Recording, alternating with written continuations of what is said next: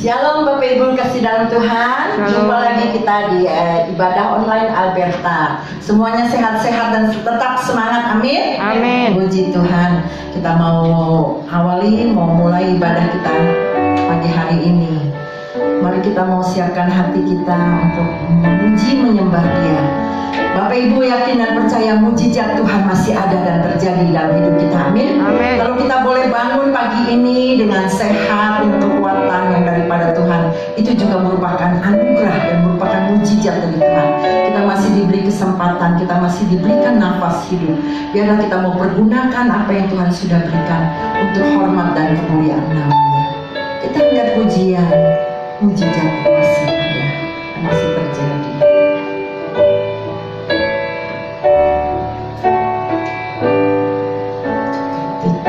Hidup terasa berat, tangan-Mu Tuhan selalu menopangku.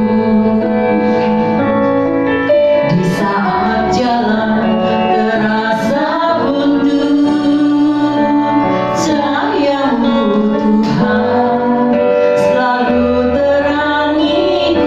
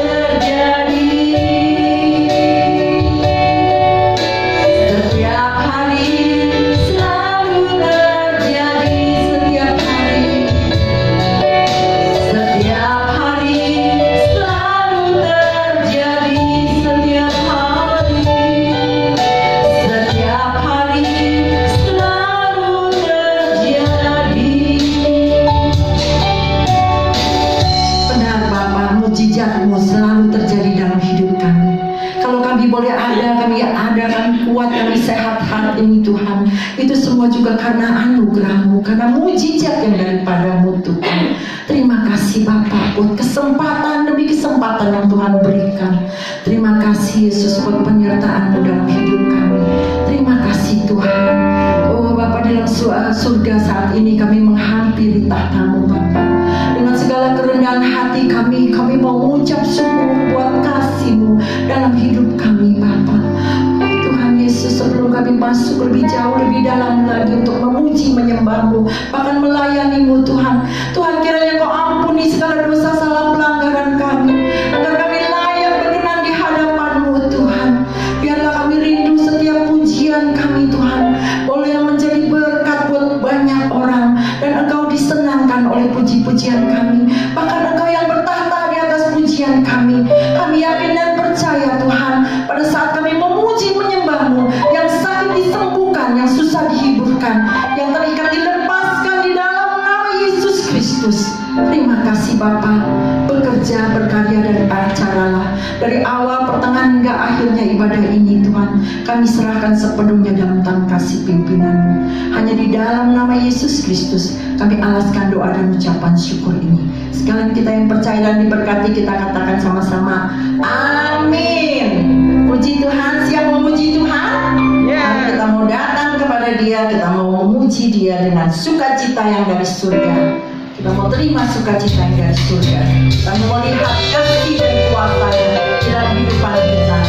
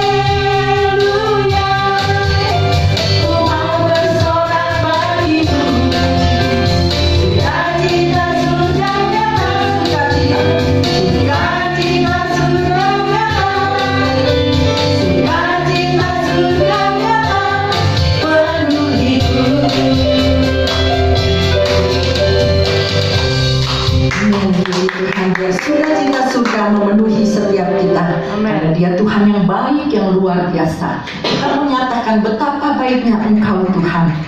Kasih-Mu tak berkesudahan. Haleluya.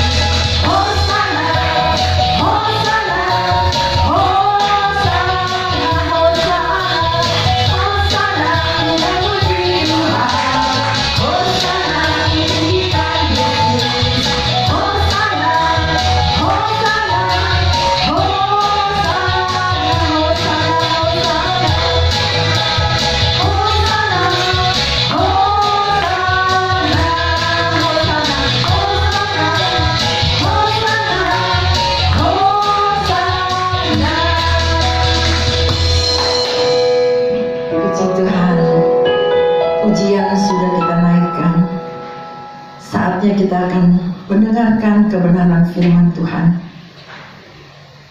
Biarlah setiap firman yang ditaburkan tidak kembali dengan sia-sia, melainkan boleh berakar, bertumbuh dan berbuah. Kita mau datang kepada Bapa yang mengasihi kita, kuasanya yang memulihkan kita. Biar hati kita ini haus dan lapar akan kebenaran firman-Nya. Kita mau datang dengan segala kerendahan hati untuk menerima kebenaran firman-Nya. Kita mau siapkan hati kita, pikiran kita hanya tertuju kepada Tuhan. Kau Bapa yang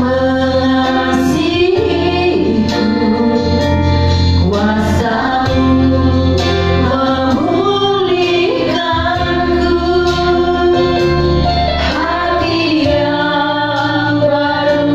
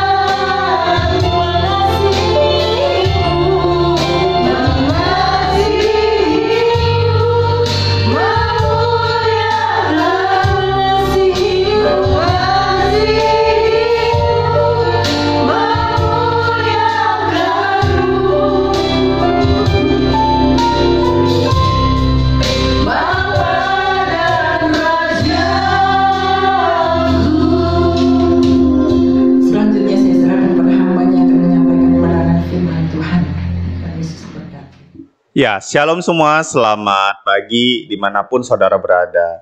Saya berdoa supaya saudara tetap sehat ya semuanya. Dalam keadaan yang baik, sehat dan kuat dan tentu setia di dalam Tuhan. Mari sebelum mendengar firman Tuhan, kita berdoa lebih dulu. Bapa yang baik, terima kasih untuk hari yang cerah ini. Dimanapun kami berada, Kau tolong berkati kami ya Tuhan, berikanlah kami hikmat untuk dapat mendengarkan firman-Mu dengan baik. Kau tolong ya Tuhan, biarlah firman yang ditabur ini tidak kembali dengan sia-sia, biar ini menjadi benih di dalam hati kami, dan kami mau buka hati lebar-lebar sehingga kami siap menerima seluruh firman-Mu ya Tuhan. Kiranya pelajaran hidup ini pun juga kami bisa terapkan di dalam kehidupan kami sehari-hari. Sehingga dimanapun kami berada, nama-Mu dimuliakan. Kau pakai hamba-Mu ini juga ya Tuhan, dari segala keterbatasan yang dimilikinya, sehingga nama-Mu dimuliakan di tempat dimanapun kami berada. Dan biar Roh Kudus bekerja dan mendidik kami di dalam jalan kebenaran firman-Mu. Di dalam nama Yesus kami sudah berdoa dan kami mengucap syukur. Amin. Ya, sekali lagi shalom semuanya. Oke, thank you untuk respon yang ada di rumah. Ya saudara, hari ini saya membawakan satu tema, diubah dalam hadiratnya. Diubah di dalam hadirat Tuhan. Nah, saudara, sebelumnya saya mau menegaskan lebih dulu bahwa saya percaya bahwa setiap firman Tuhan yang ditaburkan, ya, mungkin saudara ada di rumah atau saudara mungkin ada di tempat yang lain gitu sambil mendengarkan khotbah ini, saudara. Saya percaya bahwa firman Tuhan yang ditabur itu memberikan kedewasaan kepada kita semua, ya. Kalau kita manusia jasmani, secara fisik, kita membutuhkan makanan-makanan yang sehat, membuat kita bertumbuh, menjaga imunitas tubuh juga, dan membuat kita lebih baik gitu kan, secara fisik. Saya percaya kalau firman Tuhan itu mendewasakan kerohanian kita, membuat kita menjadi lebih baik, karakter, tingkah laku, perbuatan, perkataan, itu sesuai dengan apa yang Yesus ajarkan di dalam firman Tuhan. Nah, untuk itu jangan pernah sia-siakan setiap firman yang ditabur ya. Bapak, Ibu, teman-teman, mungkin saudara semua. Jangan pernah sia-siakan firman Tuhan yang ditabur. Atau yang kita dengar. Gitu. Nah, untuk itu hari ini, saya mengajak semuanya untuk fokus, buka hati lebar-lebar, dan tangkap setiap firman Tuhan itu, sehingga kita tuh dapat insight baru mungkin, atau dapat input baru sehingga kita bisa menjadi pribadi yang jauh lebih baik daripada hari-hari sebelumnya. Amin, saudara? Oke, terima kasih sekali lagi untuk responnya. Saya percaya saudara respon dimanapun saudara berada. Nah, untuk itu mari kita mendengarkan firman Tuhan ini dengan kerendahan hati. Diubah dalam hadiratnya. Saudara, ngomongin tentang perubahan lebih dulu ya, saudara. Saya memikirkan satu sosok di dalam hidup saya, yaitu adalah opa saya. Ya. Saya mengenal opa saya itu sebagai pribadi yang baik. Yang dulu ya, beliau bukan punya toko sembako ya, 9 bahan pokok dan lain-lain lah gitu ya. Paling hanya rokok yang dia nggak jual. Padahal tuh rokok kan laku ya, tapi dia nggak mau jual gitu. Ada prinsip hidup di dalam hal menjual rokok. Opa dan oma saya memutuskan untuk tidak menjual rokok. Kemudian yang saya mau ceritakan adalah seperti ini. Opa saya itu pribadi yang baik, gitu ya, pribadi yang baik. Jadi katanya ya, bahkan dia seringkali menawarkan teh botol atau Coca-Cola untuk orang yang mungkin tidak dikenalnya atau mungkin baru saja dikenalnya gitu di depan toko dia, gitu ya, di ruko sih di sini gitu. Nah, jadi seringkali dia saking baiknya suka menawarkan ke teh botol atau Coca-Cola yang dia baru saja kenal gitu atau mungkin tidak dikenalnya gitu ya. Saking baiknya dia. Dan saya memang memandang opa saya ingat dulu tuh saya pengen sepatu roda yang model terbaru gitu ya. Namanya masih anak-anak gitu, rollerblade gitu. Opa saya langsung beliin gitu ya. Mungkin bukan barang yang mahal gitu dengan brand yang baik gitu ya, dengan kualitas terbaik, tetapi tetap aja dia langsung beliin gitu ya. Nah, sehingga kami para cucu-cucunya tuh melihat opa kami tuh opa yang baik gitu ya. Kami nggak pernah melihat dia marah deh kayaknya ya. Saya juga lupa ingat lah. Ya, beliau kan udah almarhum ya sejak saya waktu itu saya masih SMA sih. Nah, cuman katanya menurut cerita, dulu itu opa saya termasuk opa yang galak. Ya. Dulu bagi saya, waktu saya masih lebih muda lah ya, papi saya mengkategorikan papi yang galak, pribadi yang galak. Tapi katanya, opa saya itu lebih galak daripada papi saya. Nah, saya nggak pernah bertemu dengan opa yang galaknya seperti itu. Katanya galaknya ya ke anak-anaknya. Cuman biasa lah ya, saudara ya. Kakek nenek ke cucu itu biasa kan jauh lebih baik. Tapi saya mengenal pribadi opa saya yang seperti itu yang baik. Gitu ya. Bukan opa yang galak. Kenapa? Karena ada perubahan di situ. Ya. Saya percaya setiap orang semakin dia dewasa semakin bijaksana seharusnya, gitu ya. Tetapi perubahan di dalam hidupnya yang saya percaya ada Kristus, saudara. Ada Kristus. Ya. Kenapa ya? Karena saya waktu itu opa saya beberapa hari sebelum opa saya meninggal, saya kan emang yang jaga gitu di rumah sakit. Saya dan sepupu saya yang namanya Grace. Waktu hari pokoknya satu hari, terus saya tidur pagi-pagi, saya ngeliat opa saya udah nggak ada gitu lah ya. Menurut dokter, terus ada om saya gitu ya. Nah, yang saya ingat waktu itu opa saya menyebut nama Yesus. Ya, dia mungkin lupa nama saya. Nama saya dia lupa gitu. Yang saya ingat sih kayak gitu ya. Dia lupa nama cucunya ini ya. Tapi yang dia ingat adalah nama Yesus waktu dia sebelum mau meninggal itu. Nah, saya yakin ada perubahan hidup di dalam dirinya waktu beliau masih hidup. Maksud saya gini loh, dari yang galak, dari yang mungkin karakter yang tidak baik menjadi yang baik, itu ada perubahan, saudara. Tetapi yang perlu diketahui bahwa orang-orang yang seperti itu, saudara, yang bisa berubah, ya, yang bisa membawa perubahan drastis seperti itu biasanya adalah Tuhan. Sama halnya dengan kalau tokoh di Alkitab adalah Saulus ya, saudara. Saulus itu penganiaya orang Kristen. Tapi Tuhan yang intervensi langsung. Ya, sehingga menurut saya justru seperti ini, saudara. Rasanya kalau Tuhan nggak intervensi langsung ke Saulus, dia tuh nggak berubah loh. Dia jahat banget ya. Paulus tuh jahat banget dulu. Tapi Tuhan yang turun tangan. Artinya setiap perubahan tuh memang ada campur tangan manusia mungkin ya. Tetapi yang paling utama adalah ya Tuhan tentunya. Orang tuh bisa berubah ya. Tentu itu campur tangan dari Tuhan juga. Tentu harus ada respon dari si manusianya gitu. Kalau manusianya emang keras kepala ya susah juga gitu kan ya.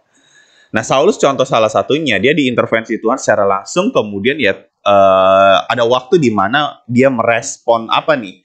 Waktu itu kan dia melihat Tuhan, kemudian dia jatuh dari kuda, kemudian dia jatuh, dia buta gitu. Nah, itu kan waktu di mana dia ada 3 hari, 3 hari ya kalau saya tidak salah. Kemudian dia tidak makan dan tidak minum di situ. Yang saya percaya bahwa itu adalah puasa. Di situ kemudian dia ada perubahan hidup drastis dalam hidupnya. Dulunya dia penganiaya orang Kristen, kemudian dia jadi pemberita Injil yang luar biasa. Ada perubahan. Di dalam Tuhan, di dalam hadirat Tuhan, itu ada perubahan, saudara. Ada perubahan. Ya, karena memang yang bisa mengubahkan seseorang itu adalah Tuhan Yesus Kristus. Seperti yang saya ceritakan tentang opa saya, ya, atau juga Saulus tokoh di Perjanjian Baru. Nah, saudara, bicara tentang perubahan lebih dulu ya. Diubah dalam hadirat ya, diubah dalam hadiratnya. Saya ngomongin perubahannya dulu. Kalau kita ngomongin tentang perubahan, saudara ya, orang tuh banyak merindukan perubahan, tetapi jika dituntut untuk berubah, dia malas. Banyak kayak ada 1001 alasan gitu ya. Gue bukan begini, gue begitu, susah lah, dan lain sebagainya gitu ya. Banyak orang merindukan perubahan, tapi waktu dia dituntut untuk berubah, dia nggak mau. Paling simpel adalah kayak gini, saudara ya. Hal-hal yang kita lihat secara nyata dan fakta aja ya. Orang Jakarta deh ya, kita rindu Jakarta bebas banjir. Indonesia lah ya, kita rindu Indonesia bebas banjir. Tapi nyatanya jika dituntut untuk jangan buang sampah sembarangan, masih aja dari kita tuh ya, penduduk di Indonesia ini, penduduk di Jakarta ini, itu buang sampah sembarangan, masih ada aja. Merindukan perubahan, Jakarta bebas banjir, itu merindukan perubahan. Tetapi waktu dituntut untuk turut serta, banyak 1001 macam alasan. Nggak mau lah, udah terbiasa lah, dan lain sebagainya. Itu contoh sederhana, saudara ya. Atau misalkan ya, banyak orang merindukan Indonesia bebas COVID-19. Seperti beberapa negara lainnya, misalkan seperti itu. Bahkan ada yang sampai doa puasa. Tapi waktu diatur sama pemerintah, susah. Susah banget gitu. Nah, banyak orang yang seperti ini mau mengalami perubahan drastis gitu. Bahkan ada orang yang merindukan perubahan di dalam keluarganya gitu ya. Dalam hal-hal tertentu gitu. Tetapi waktu dia dituntut untuk berubah, do something yang nyata, yang real, kemudian harus dilakukan secara konsisten, dia nggak mau gitu.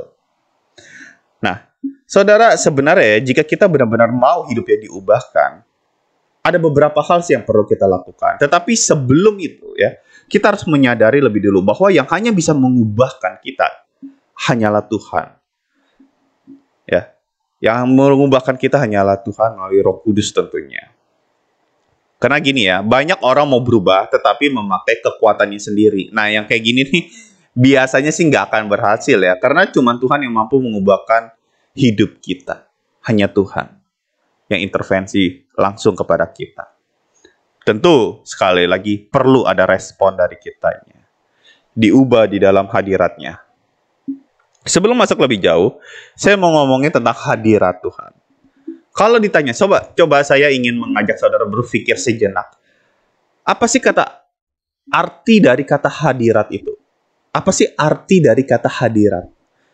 Worship leader, pengkhotbah itu sering banget memakai kata hadirat. Kita ya, di gereja ya, orang-orang Kristen tuh sering banget memakai kata hadirat. Tapi sebenarnya kita paham nggak sih ya? Kata hadirat tuh apa sih maksudnya gitu. Kita ngomongin bahasa Indonesia ya, kita ngomongin bahasa Yunani, Ibrani atau Latin atau apalah gitu, enggak. Coba saudara berpikir sejenak, saudara renungin hadirat tuh apa sih ya. Jadi jika saya memberikan satu judul diubah dalam hadirat Tuhan, tuh maksudnya apa? Oke, beberapa saudara ada yang sudah mencerna ya, ada yang mungkin udah ada yang ngomong gitu di rumah. Maksudnya ini Pak, maksudnya ini kok, dan seterusnya. Nah, saudara, hadirat itu berasal dari kata hadir tentunya. Ya, hadirat berasal dari kata hadir. Yang artinya apa? Maksudnya tinggal di dalam. Tinggal di dalam.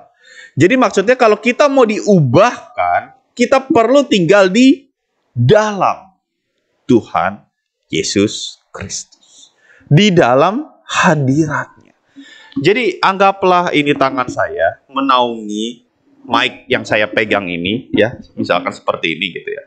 Maka mic ini ada di bawah, ada di dalam tangan saya, kurang lebih seperti itu. Mungkin ada bolong-bolong gitu ya, tapi kan ini hanya sebagai contoh sederhana yang saya bisa pegang dari sekeliling saya maksudnya. Nah, saudara, diubah di dalam hadiratnya, jadi maksudnya itu kita tinggal di dalam hadirat Tuhan. Itu. Nah, di dalam Alkitab banyak tokoh-tokoh yang mengalami perubahan hidup di saat dia berusaha tinggal di dalam hadirat Tuhan. Yakub, dari namanya udah jelas, Yakub itu ya artinya adalah penipu. Kemudian namanya diubah menjadi Israel, cikal bakal 12 suku bangsa Israel ya Yakub. Dari namanya saja dulu ya, waktu saya sekolah minggu gitu, saya nggak ngerti Israel nama apa, ternyata nama orang.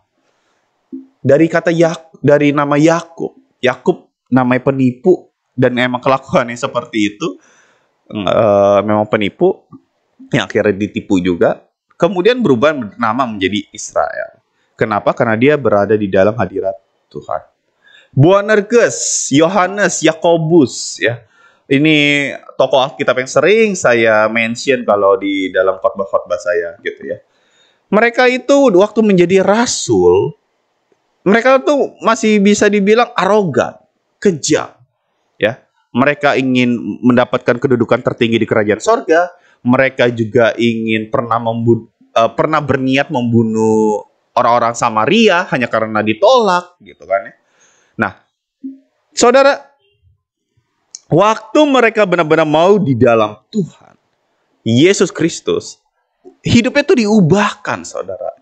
Yakobus itu menjadi martir pertama dari 12 murid Yesus. Martir pertama dari 12 murid Yesus ya, Bapak Ibu Saudara. Bukan martir pertama di dalam Alkitab, tapi martir pertama di dalam 12 murid Yesus. Itu Yakobus. Kenapa? Karena dia memberitakan Injil. Yohanes kemudian disebut dengan rasul yang penuh dengan kasih. Yohanes 3 ayat 16, ayat terkenal, ayat yang populer itu. Siapa yang nulis? Yohanes. Orang yang arogan, orang yang kejam. Kenapa sih bisa seperti itu? Karena ada perubahan di dalam hidupnya. Ada perubahan yang dulunya kelakuannya nggak benar, walaupun udah jadi murid Yesus, tapi sikapnya masih arogan, jadi batu sandungan. Tetapi kemudian ada perubahan. Ya, saudara, ada perubahan di situ. Nah, di sini kita bisa melihat ya, dari tokoh-tokoh Alkitab ya, banyak sekali contohnya kalau saya mau disebut satu persatu.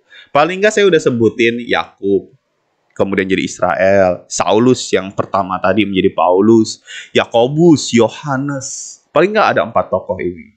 Dan cerita saya, opa saya yang tadi, gitu ya. Nah, mengapa mereka mengalami perubahan hidup? Kuncinya satu, karena mereka tinggal di dalam Kristus. Di dalam Yohanes 15 ayat 5 dikatakan seperti ini. Akulah pokok anggur dan kamulah ranting-rantingnya. Barang siapa tinggal di dalam aku dan aku di dalam dia, ia berbuah banyak.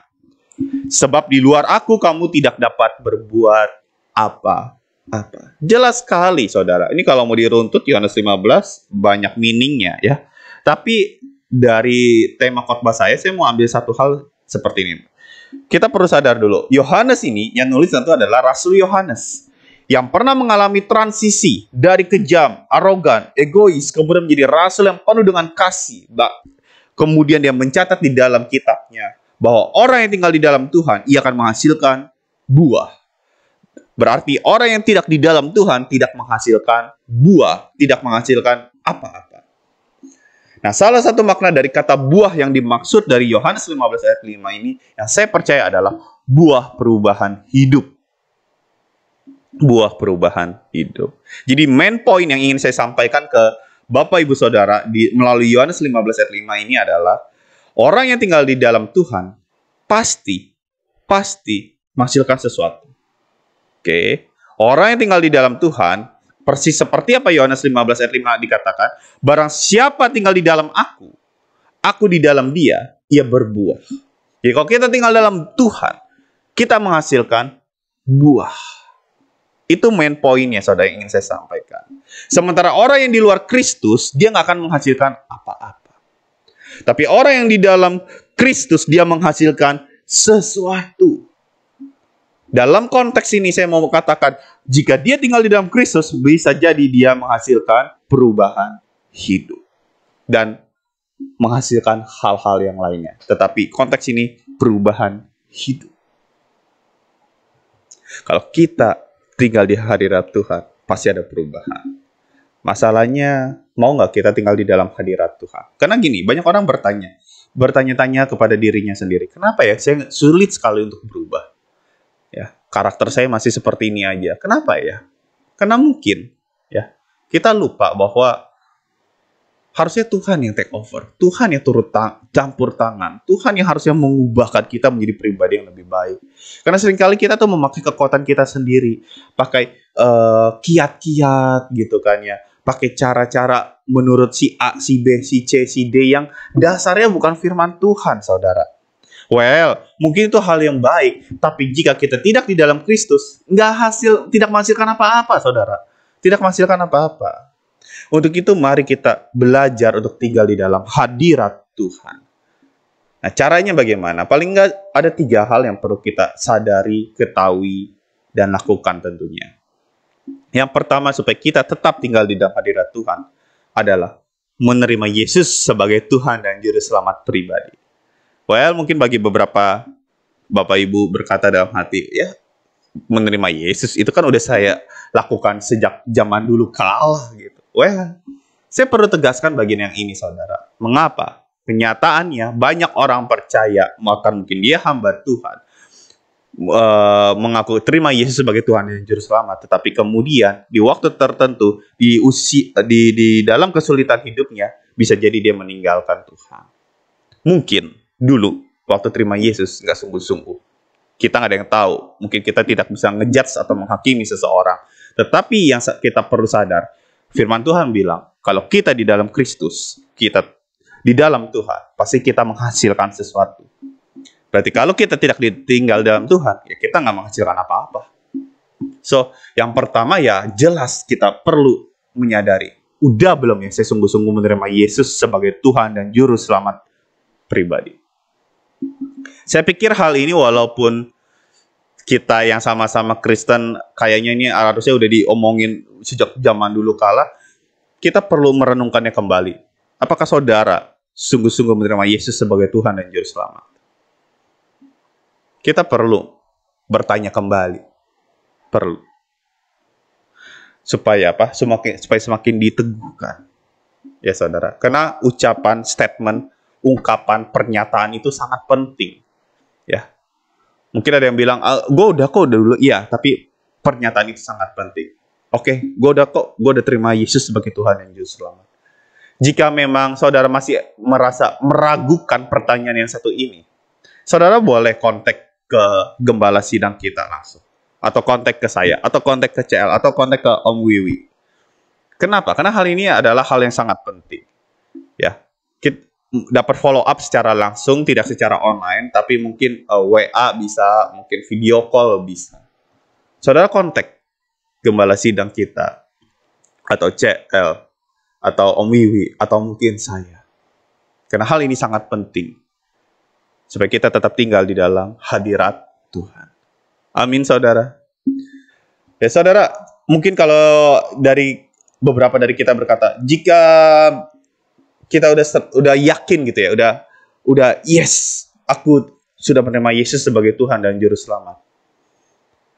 Saya percaya dengan Yesus. Oke, kalau gitu kita masuk ke fase berikutnya. Yang kedua, supaya kita tetap tinggal di dalam hadirat Tuhan, maka kita perlu bersekutu di dalam Tuhan Yesus Kristus. Amin, saudara. Kita perlu bersekutu dengan Tuhan Yesus Kristus. Lukas 6 ayat 12 dikatakan, pada waktu itu pergilah Yesus ke bukit untuk berdoa dan semalam-malaman ia berdoa kepada Allah. Jadi ternyata Tuhan Yesus pun menyediakan waktunya bermalam-malaman untuk berdoa kepada Bapa di surga. Ia mengambil waktu untuk bersekutu dengan Bapa. Mengambil waktu, menyisihkan waktunya. Mungkin ini terdengar klise, tetapi sudahkah kita menyisihkan waktu bersama dengan Tuhan di mana kita bisa bersekutu, mengungkapkan keadaan hati kita, perasaan kita, keresahan kita, kekecewaan, kegelisahan kita kepadanya. Sudahkah kita menyisihkan waktu untuk membaca firman Tuhan, merenungkannya siang dan malam, dan lain sebagainya? Karena kalau kita mau tinggal di dalam hadirat Tuhan, kita perlu bersekutu. Sebagaimana yang ada di dalam Lukas 6. Yesus sendiri sudah menjadi teladan yang baik. Ia mengambil waktu untuk berkomunikasi dengan Bapa di surga. Kita tidak mungkin bisa berada di dalam hadiratnya jika kita tidak pernah mau belajar menyediakan waktu untuk bersekutu dengan Tuhan. Ngobrol dengan Tuhan. Gak mungkin, saudara. Ya, kita perlu bersekutu dengan Kristus. Untuk itu, mari mulai belajar disiplin lagi kalau udah mulai longgar. Disiplin baca firman Tuhan, disiplin berdoa, bukan sekedar doa makan ya, disiplin. Menyisihkan waktu bersama Tuhan, bukan sekedar menyisakan waktu. Amin, saudara. Baik. Yang pertama tadi kita perlu menerima Yesus sebagai Tuhan dan Juru Selamat pribadi. Yang kedua kita perlu bersekutu dengan Tuhan Yesus Kristus. Yang ketiga supaya kita tetap tinggal di dalam hadirat Tuhan. Dan ini yang terakhir adalah mengakui segala dosa dan berusaha tidak melakukannya lagi. Mengakui. Karena Gak mungkin kita hidup di dalam dosa dan di waktu yang sama kita tinggal di dalam hadirat Tuhan. Itu gak mungkin. Saudara, itu gak mungkin. Ya. Karena gini, kalau kita hidup bukan jatuh ya, hidup. Ada perbedaan besar. Saya perlu jelasin lebih dulu deh ya. Hidup di dalam dosa itu artinya adalah kita menikmati kesalahan, perbuatan, dosa yang kita lakukan itu. Kita menikmatinya. Itulah artinya kita hidup. Sama seperti babi yang dimandikan, kemudian dia balik lagi ke habitatnya, yaitu lumpur. Lumpur diilustrasikan sebagai dosa. Nah, karena habitatnya di situ, karena hidupnya di situ, ya senangnya situ, yang menikmatinya ya di lumpur. Itu orang yang hidup di dalam dosa. Ya. Tapi kalau ilustrasi satu lagi yaitu domba, ya. Domba yang jatuh di dalam dosa, jatuh di dalam lumpur, waktu dia dibersihkan, dia berusaha untuk tidak jatuh kembali dalam lumpur. Kenapa? Karena habitatnya bukan di lumpur. Tapi kalau yang babi tadi hidupnya di lumpur. Tapi kalau domba, dia akan mengibaskan bulu-bulunya supaya lumpur-lumpur itu pergi dari badannya. Nah, saudara, itu perbedaan orang yang hidup di dalam dosa dan jatuh di dalam dosa. Kalau jatuh, dia berusaha bangkit. Dia tidak senang dengan keadaannya. Dia sadar ini salah, ini lumpur, ini membuat dia kotor. Dan dia berusaha untuk bangkit. Itu jatuh. Tapi kalau hidup, dia menikmatinya. Nah, saudara, waktu kita menikmati hidup di dalam dosa, kita tidak mungkin di dalam hadirat Tuhan. Kenapa? Karena Tuhan naturnya kudus. Di dalam bahasa aslinya, kudus itu berasal dari kata kados. Kados artinya terpisah. Jadi Tuhan yang kudus itu maksudnya terpisah dari dosa. Tuhan suci, mulia adanya, agung. Itu Tuhan kita. Sehingga dia terpisah dari yang namanya dosa. Tuhan gak mungkin berbuat dosa. Saya tidak perlu menjejalkan dengan ayat-ayat yang lainnya. Tetapi kita perlu memahaminya, saudara ya. Tuhan yang kita sembah itu terpisah dari dosa. Sehingga kalau dia terpisah dari dosa, dia tidak mungkin berbuat dosa. Untuk itu orang yang hidup di dalam hadirat Tuhan, dia tidak mungkin hidup di dalam dosa. Tidak mungkin hidup di dalam dosa. Jatuh dalam dosa? Mungkin. Hidup? Tidak. Untuk itu, saudara, perlu sekali kita mempraktikkan 1 Yohanes 1 ayat 9. Yang dikatakan, jika kita mengaku dosa kita, maka Tuhan adalah setia dan adil. Sehingga Ia akan mengampuni dosa kita dan menyucikan kita dari segala kejahatan. Untuk itu, saudara, mari belajar mengakui segala dosa kesalahan yang kita lakukan setiap hari, saudara. Setiap hari jika diperlukan. Atas dosa yang mungkin kita sengaja atau tidak sengaja. Karena seringkali mungkin kita berbuat kesalahan atau dosa-dosa yang kita sendiri nggak sadar gitu. Ada baiknya kita minta ampun di malam hari. Tuhan, ampuni atas kesalahan dosa-dosa yang saya lakukan di hari ini, baik yang disengaja ataupun yang tidak disengaja. Supaya kita tetap tinggal di dalam hadirat Tuhan. Kita dimurnikan kembali, disucikan kembali.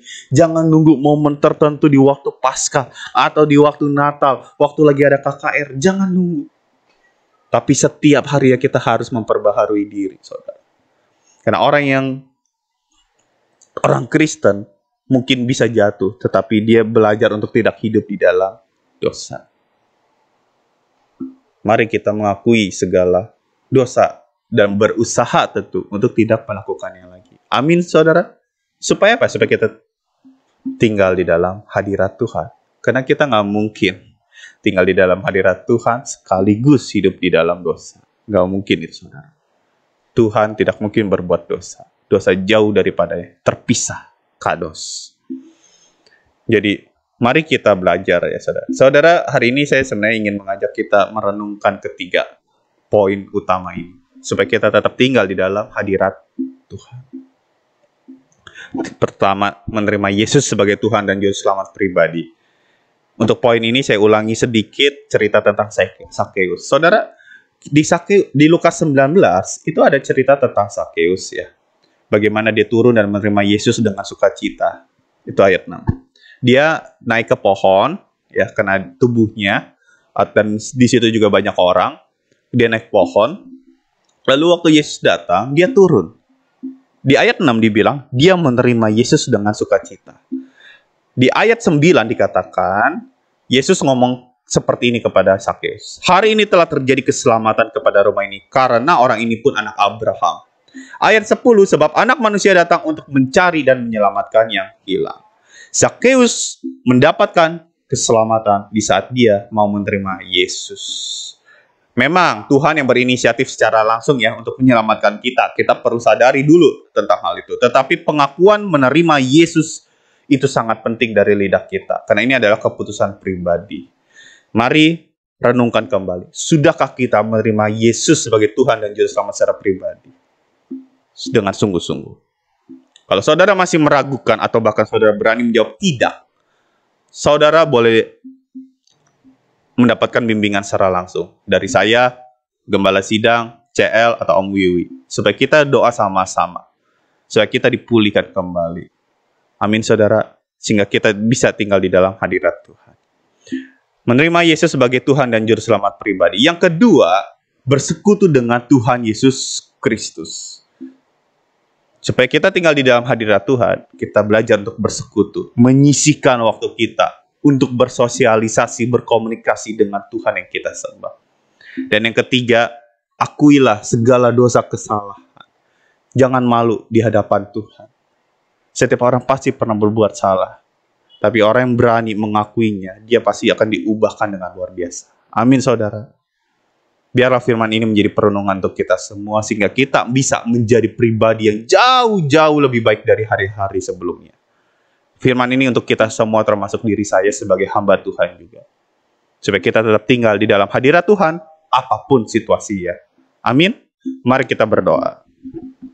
Tuhan Yesus yang baik, terima kasih untuk hari ini. Kami boleh belajar sekali lagi lewat firman-Mu ini ya Tuhan. Biarlah ya Tuhan, poin-poin utama yang sudah disampaikan menjadi pelajaran hidup untuk kami. Dan tidak menjadi pendengar saja, tapi kami juga mau melakukan di dalam kehidupan sehari-hari. Kau tolong bimbing kami ya Tuhan di dalam langkah kebenaran firman Tuhan, sehingga kami tetap di jalan-Mu ya Tuhan. Mungkin kami pernah bersalah, kami jatuh, atau mungkin kami pernah meragukan kuasa Engkau. Kami juga meragukan apa yang telah Engkau berikan kami selama ini ya Tuhan. Untuk itu hari ini ya Tuhan, tolong pulihkan kami kembali ya Tuhan. Tolong tuntun kami ya Tuhan. Sehingga kami selalu berada di dalam hadirat-Mu ya Tuhan. Karena hidup kami mau diubahkan dari satu hari ke hari yang lain. Terima kasih ya Bapa, hamba-Mu berhenti berbicara, namun biarlah Roh Kudus bekerja di dalam hidup kami. Membimbing kami, mendidik kami di dalam jalan kebenaran firman-Mu ya Tuhan Yesus. Terima kasih, kami serahkan seluruh ibadah ini hanya ke dalam tangan-Mu. Di dalam nama Tuhan Yesus Kristus, kami sudah berdoa dan kami sungguh ucap syukur. Amin. Tuhan Yesus memberkati. Ya Bapak Ibu kasih dalam Tuhan, saya yakin dan percaya Bapak Ibu sudah diberkati oleh kebenaran firman Tuhan. Biarlah firman ini juga boleh menjadi rema dalam kehidupan kita semua. Terima kasih untuk hamba-Nya yang telah menyampaikan kebenaran firman Tuhan. Tuhan Yesus memberkati. Bapak Ibu yang mau menabur di ladang Tuhan, biarlah Bapak Ibu dapat mempersembahkan persembahannya di transfer di rekening yang sudah tertera di layar Bapak Ibu. Terima kasih untuk persembahannya. Tuhan Yesus memberkati.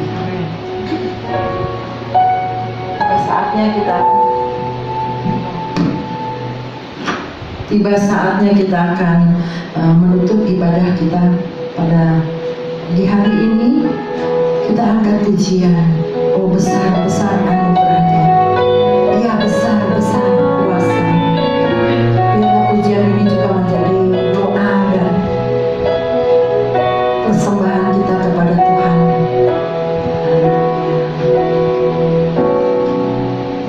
Oh besar,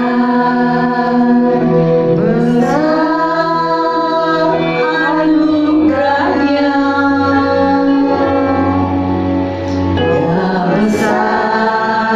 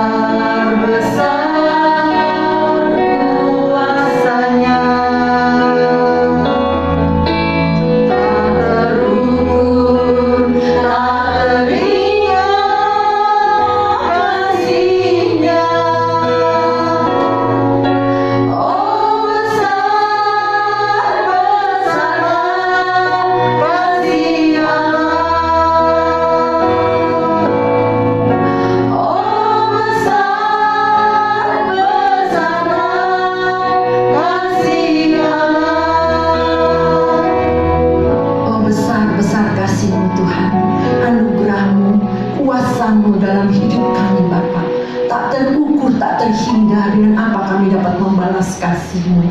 Terima kasih Bapa buat penyertaan-Mu, buat kasih setia-Mu dalam kehidupan kami. Kami boleh melewati hari demi hari, bulan demi bulan, tahun demi tahun.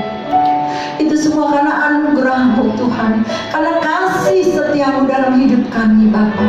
Terima kasih Tuhan, terima kasih Yesus. Tak habis-habisnya, tak putus-putusnya kami naikkan syukur kami kepadamu Bapa. Terima kasih Tuhan. Tuhan Yesus, terima kasih Engkau juga sudah hadir di tengah-tengah kami.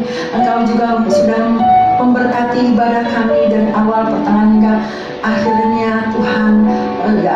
Di akhir ibadah ini Bapa, biarlah Tuhan kami mau berdoa syafaat, kami mau berdoa untuk bangsa dan negara kami. Tuhan, kiranya Engkau berkati bangsa kami. Shalom buat Indonesia Bapa. Berkati Bapak Presiden Jokowi dan Pak Maruf Amin Tuhan. Kau berikan hikmat yang daripadamu Tuhan. Engkau juga berkati para menteri yang ada, MPR, DPR, DPRD, semua yang ada Tuhan. Oh Bapa, di dalam surga kami serahkan para pemimpin kami Tuhan. Ampuni segala dosa salah pelanggaran mereka. Tuhan, berikan hikmat yang daripadamu, terutama roh yang takut akan Tuhan. Biarlah mereka boleh bertanggung jawab Tuhan atas tugas yang telah diberikan Tuhan. Agar mereka dapat melakukannya dengan jujur setia Tuhan. Terima kasih Bapa, kami serahkan Indonesia dalam tangan kasih pimpinan-Mu. Memberkati juga Tuhan para dokter, para medis Tuhan, suster, pelawat yang ada Tuhan. Kau berkati dengan kekuatan, kesehatan dan semangat yang daripadamu Tuhan. Terima kasih Bapa, dijauhkan dari segala malapetaka, bala bahaya, bahkan sakit penyakit Tuhan. Kami berdoa dalam nama Yesus.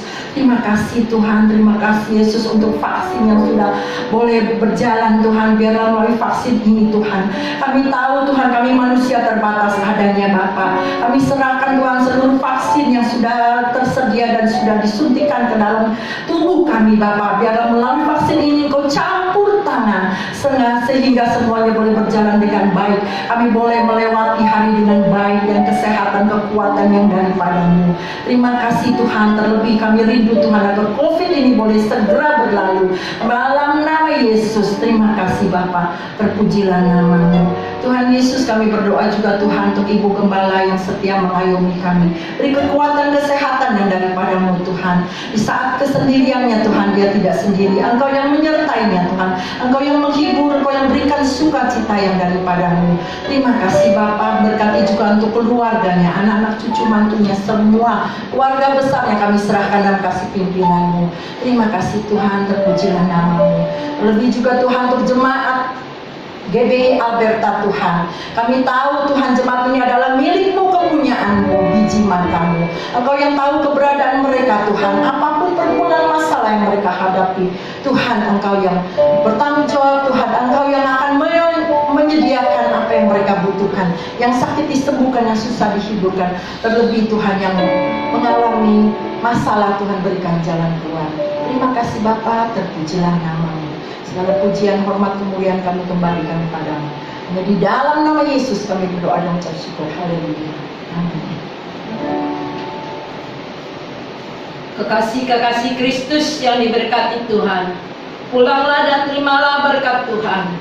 Turunlah kiranya atas saudara-saudara semua kasih, karunia, dan damai sejahtera dari Allah Bapa, pengampunan dan kasih sayang dari Tuhan Yesus Kristus, penghiburan, penyertaan, bahkan pimpinan di dalam kuasa Roh Kudus memimpin kita sekalian. Mulai saat ini sampai Maranatha, Tuhan Yesus datang yang kedua kali. Di dalam nama Tuhan Yesus kami sudah berdoa dan bersyukur. Mari kita katakan amin.